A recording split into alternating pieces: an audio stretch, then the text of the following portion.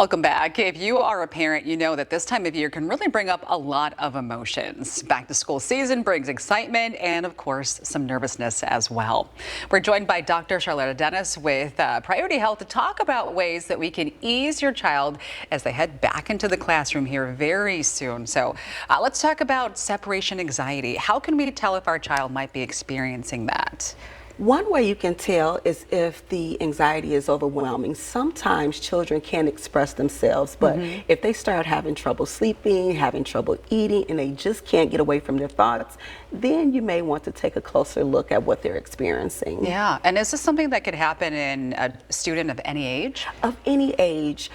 It doesn't matter the age, because children and even adults can experience some anxiety. But when you look at separation anxiety around going back to school, some thoughts that children may have, well, am I going to have the same friends? Am I going to have the same routine? Am I going to have a new teacher? So these kind of thoughts can bring about some anxieties, and they may complain of things like headaches or stomach aches. And if they last for several weeks, then you want to take a look and see what's going on with them. Yeah, so those are some of the physical signs to watch out for. I mean, I have a toddler, so the clinginess, I totally understand that, but these are other signs to watch for.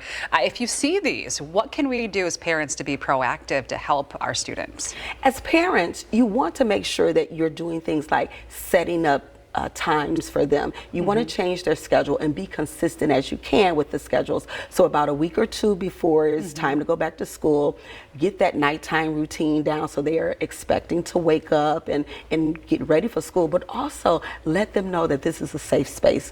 Talk about things that you used to do when you were a child going to school, to let them know that this is a comfortable place that we can talk about and we can walk through whatever it is you're dealing with. Yeah, adjusting that bedtime, that's something that we could do right now. I know a lot of schools begin next week. Yes, start early and start in small chunks. So oftentimes during summer, kids go to bed later, they wake up later, but try to adjust that routine so at least the time that they're getting into bed and doing their nightly routine is consistent. Yeah, it's always heartbreaking when you have the child that's crying at the drop-off. So you know it's serious when it maybe continues on for several days, several weeks? Several weeks. If it continues on or you don't see a decrease in the behaviors every day that you drop them off, then you want to make sure that you're taking a closer look at what they're dealing with. Okay, and what resources can we find at Priority Health to help us with this transition? We have our landing page, priorityhealth.com/behavioral health, but we also have a great children's book. It's